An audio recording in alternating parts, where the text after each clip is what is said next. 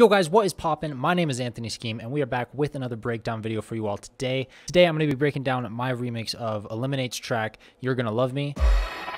Yeah, you better love me.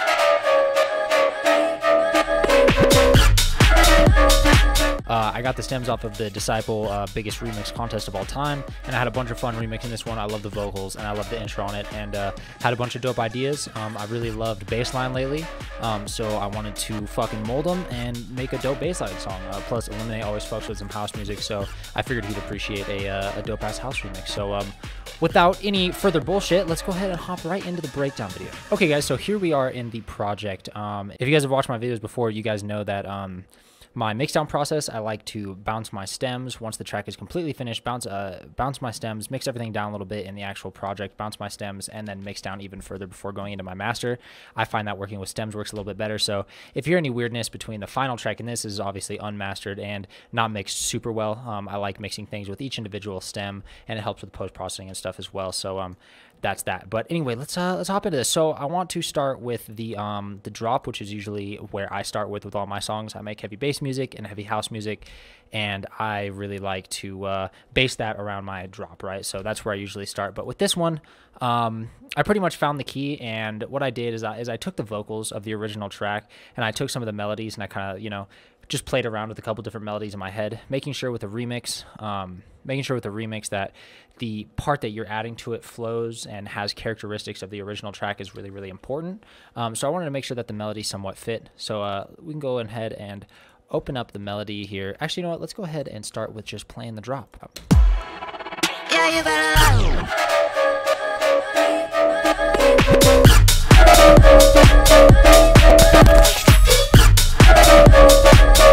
Yeah, so that's what I had. So let's take a look at the melody I used, and let's take a look at the main layers in the drop. So this is the melody right here. Pretty simple, fit the key of the track. I just wrote it on my keyboard and played around with it a little bit. I think the one I wrote at first was a little bit off. So like I said, matching the kind of flow and the melody of the original track with your remix track is really, really important.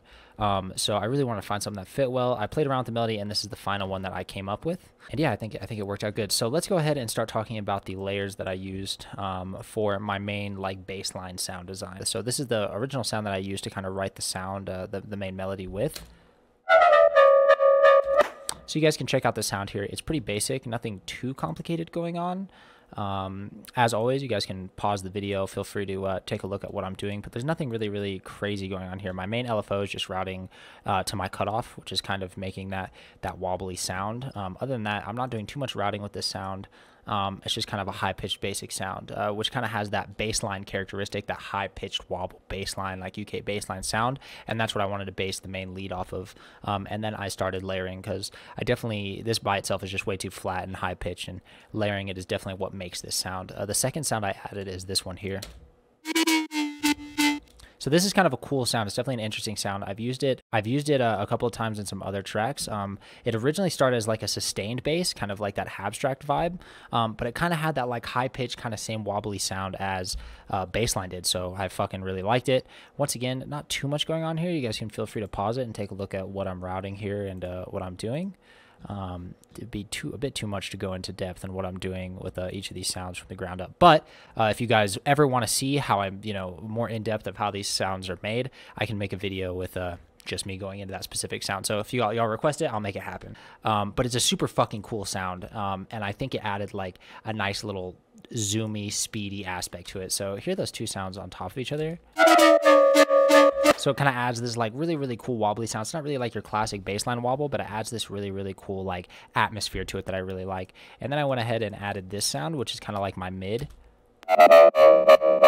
So you have another really good example of that high-pitched bassline sound. It has some mids in it, which is really, really good for the overall mix and layering. You want to make sure all your basses are covered when you're layering like this. You want those highs, you want those mids, and then you want that sub bass for that low. So I think that added that kind of mid grittiness to it that I really, really liked.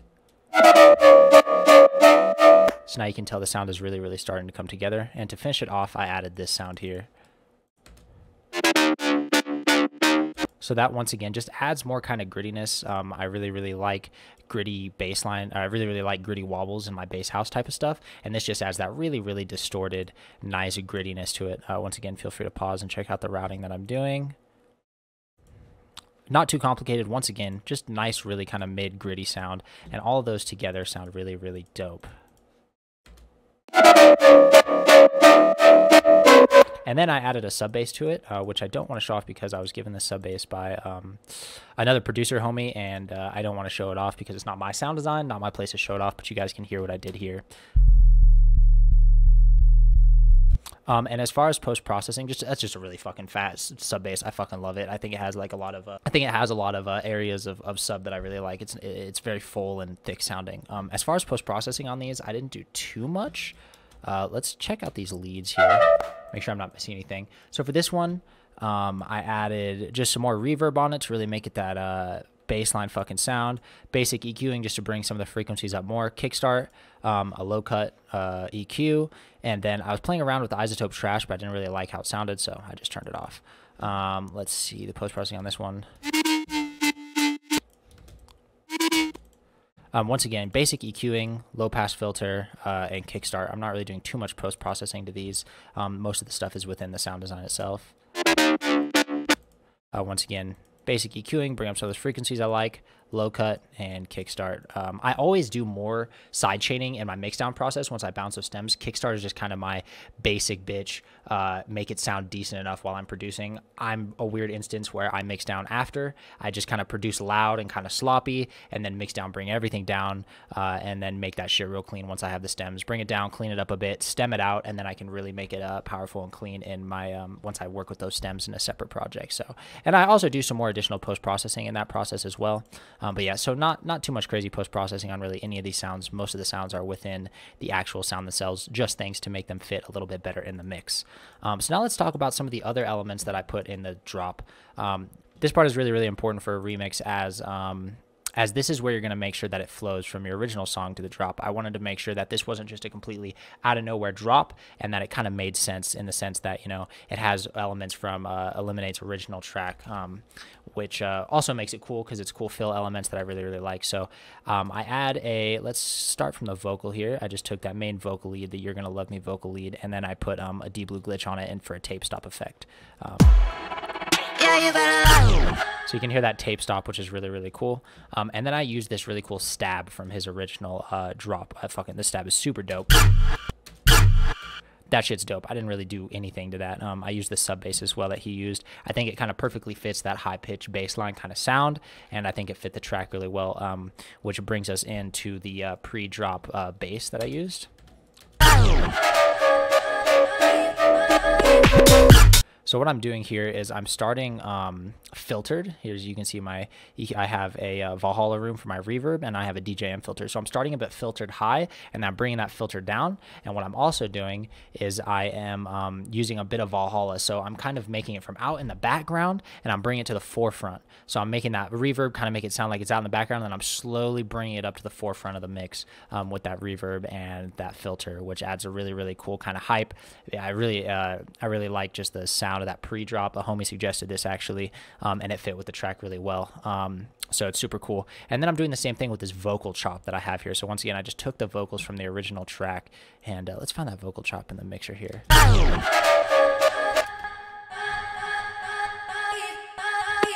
So I made this vocal chop, and then what I did is I did a little bit of post-processing on it. I threw a really, really quick delay to kind of give it that robotic-y, like Eliminate feel, honestly. He does a lot of really, really dope delay stuff in his tracks. So I did a bit of delay on it.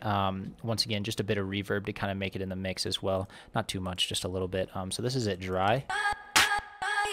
So this is it with the delay and stuff.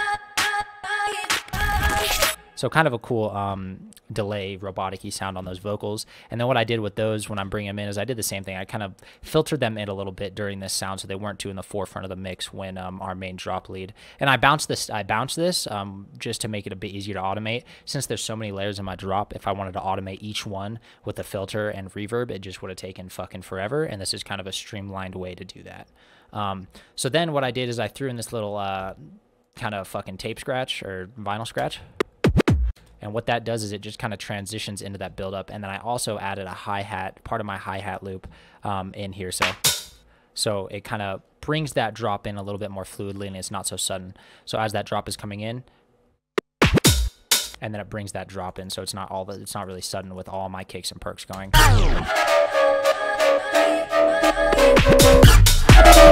and then it makes that punch better. And then I'm bringing that original stab back in here on the first beat of the drop, which just kind of once again transitions and has that original element of the track, which is really, really cool. Then as the track progresses, we have a little bit of a stop here, kind of a cool little sample that I use in a ton of tracks, which is just kind of a cool little fucking cash register bling, which I really fucking like. And then once again, took another element from his original track and threw it in the drop here.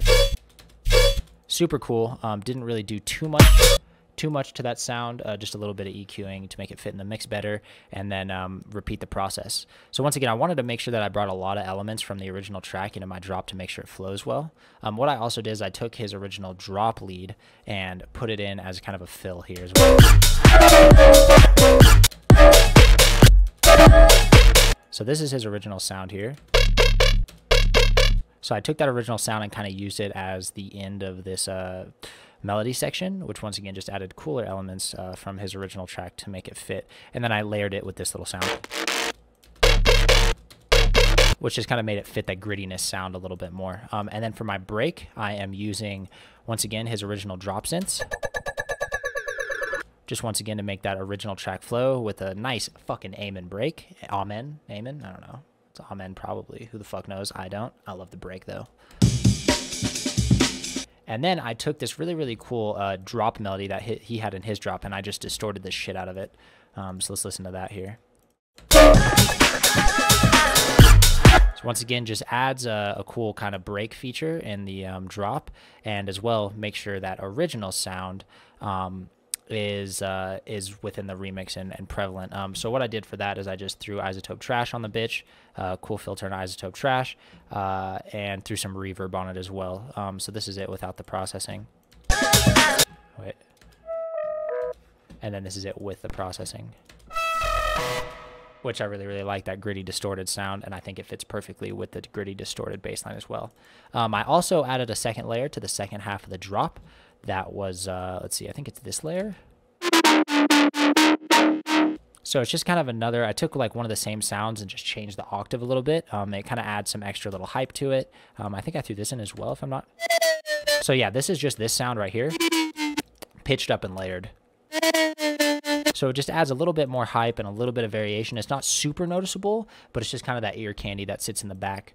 And then I brought in those same elements again, and then brought it out with that same drop element, or that same melody element.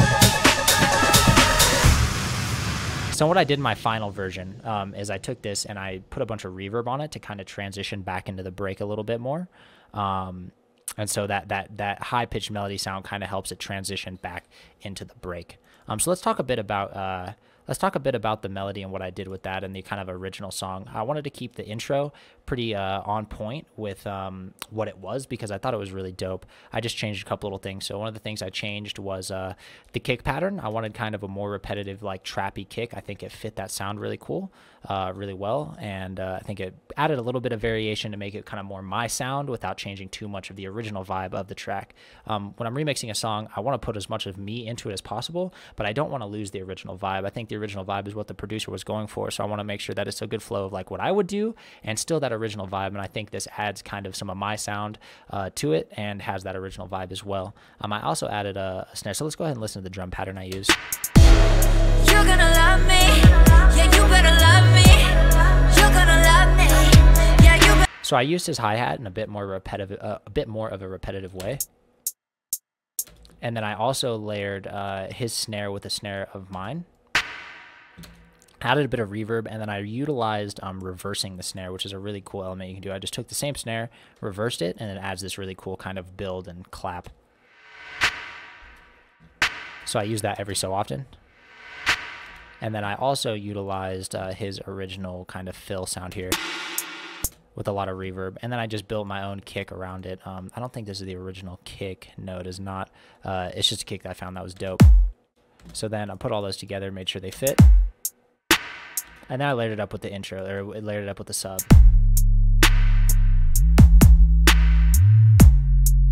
And that sounded really, really cool, so I was happy. I also wanted to add a little bit of my own sound design in the intro. So what I did here is I found this cool little pad.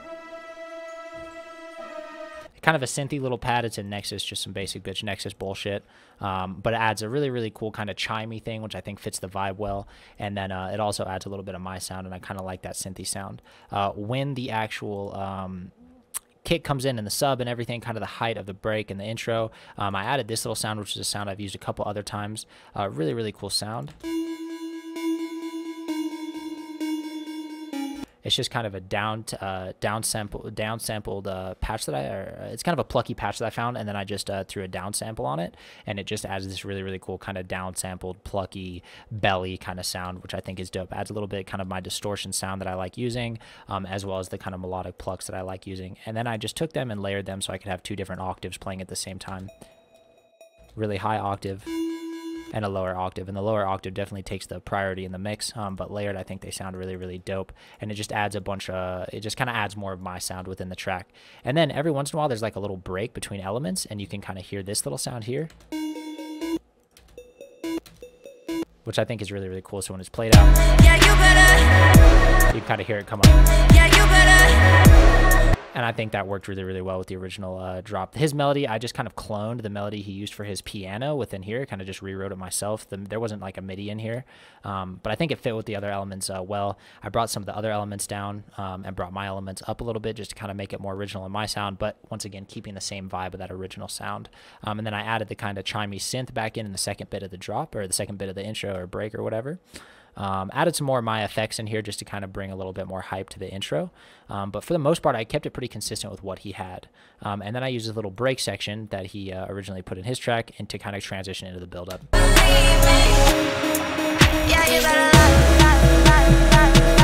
And then I looped this vocal kind of abruptly, but once again, I really just wanted to make sure that, you know, people knew from right at that point, like, oh shit, this is going to be a pretty different remix. And also when you're going from something that's very melodic to something that's very heavy, like the bassline drop that I have, it's important to really make a pretty heavy buildup as you want to transition, while you want to have time to transition from your intro and those elements into the drop elements. So I just kind of looped them. I didn't do too much craziness here. I just kind of looped them and really made sure to bring some of those elements from the intro, filter them out throughout the drop, and filter my drop elements in, right? So I'm layering my drop synths in, and I'm once again using a filter and reverb to kind of bring them from the back of the mix to the front, while bringing everything that was from the intro at the front of the mix to the back, right? So I'm kind of exchanging sounds, and that right there, that transition really makes it so it's an easy transition. And then I'm using the kick from the intro here to just bring in a little bit more power to the buildup.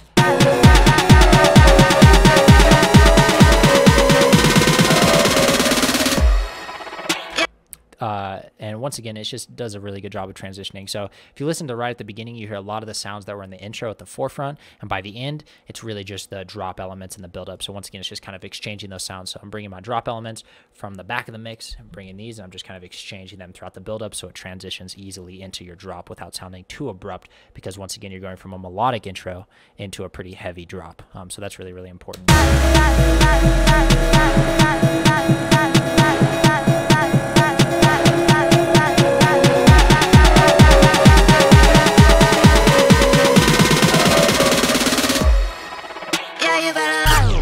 And then once again, that kind of pre-drop thing I have, the fake drop thing I have, really once again just kind of makes the transition not so abrupt from that melodic intro to the build-up. So once again, using a lot of reverb. I did this later on kind of in my second process, but I used a lot of reverb to kind of transition out from the drop sound back in. I also used a lot of his glitch effects in the drop that I forgot to scroll down on. There's a bunch of other fill sounds and stuff, so like the whale calls. Just I wanted to use a lot of elements from his original drop and my drop, make sure it holds that vibe of the original track, which is what's really fucking important for a remix, in my opinion. So it comes out. I added a lot of reverb my second half, so that reverb kind of carries those same drop sounds back in. It doesn't make the transition once again so abrupt. And then I took his to bring the second drop back in, or second break drop back in, I took his piano, reversed it with some reverb. So that just brings that piano back in, not so suddenly.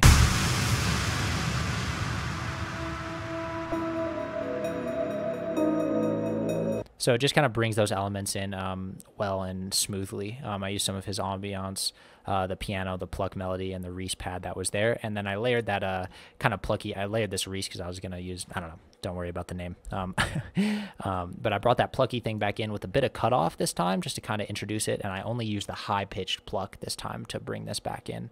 So I just kind of turned the cutoff down a little bit and brought it in very subtly.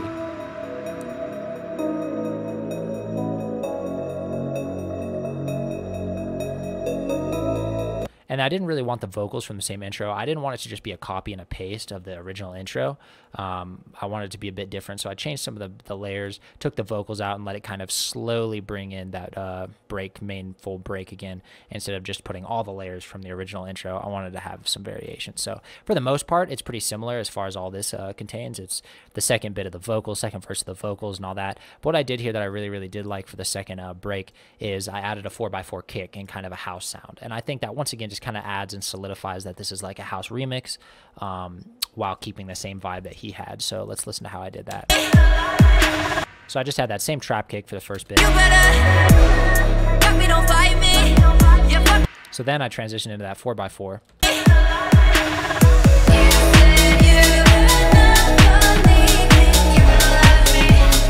And so I used some of my original break sounds. So I used the perk loop that I'm using. Shout out Fiasco. I fucking love your perk loop.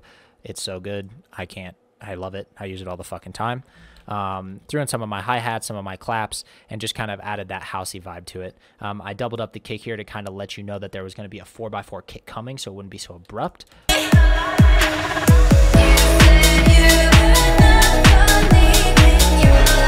I think it fit really well, and I think it once again kind of introduced you to that fact that there was going to be, this is a house song, you know what I mean? So really, really cool. I like the way it turned out, and then I just kind of transitioned out of it, took the kicks out for a little bit in this little like kind of break section here.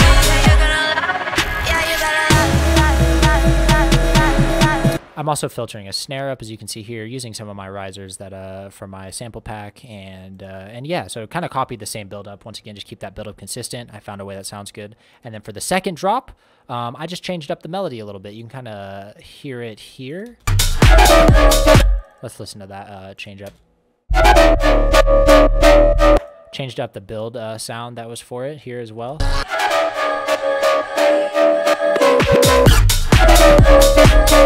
Yeah, so, you know, not much change, just change the melody just a little bit to kind of add some variation to the second drop, keep it fresh.